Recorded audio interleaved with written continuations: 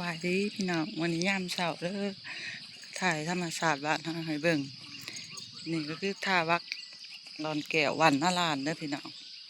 นี่เอาใจเบิ่งท่าวัก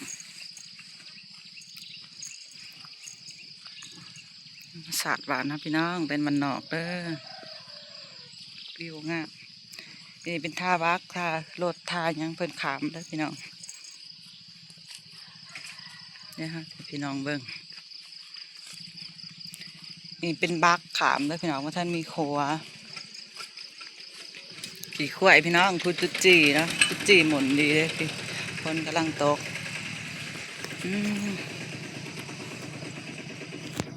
นี่น้องเนี่ยใส่เบิ่งจุดจีเด้อพี่น้องเนี่ยจุดจีพอเห็นไหมพี่น้องจุดจีหมุนเลยมีเสียมมาขูดนะพี่น้องพอโอ้ย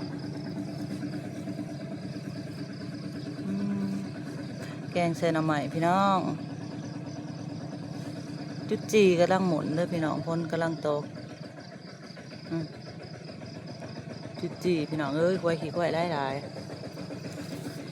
มีเสียมมาขูดพี่น้องพวกพี่น้องได้ขี้กล้วยแล้วจะขูดให้เบิ่ง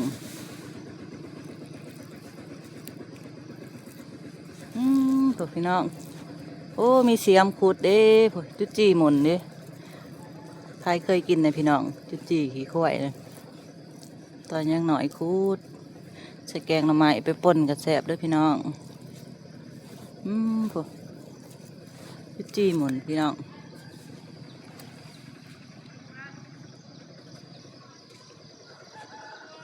พี่น้องบิวค่ะถ่ายบิวพี่น้องเบิ่งพี่น้องธรรมศาสตร์นะสวยงามแม่เมื่อน้ำเล้าอะไรแม่เมื่อน้ำเนี่ยป่าพี่น้องมีรถไถเดี๋ยวเขาจะติดรถไถไปน้ำเพิ่นเด้อเพิ่นสิเมื่อวานคำบอลเฮาอยู่หน้าตาแม่คือว่าเมื่อกันล่ะ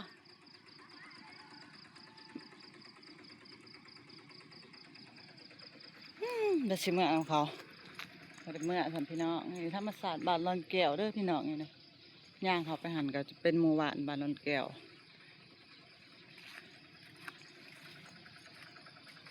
นี่ก็เป็นแคมเซ่พี่ปนี่ก็เป็นบ้านโซน้ำตาลเด้อพี่น้องจุดจีหมุนแม่มีเสียมมาขุดจะเป็นจุดจีค่อยลาย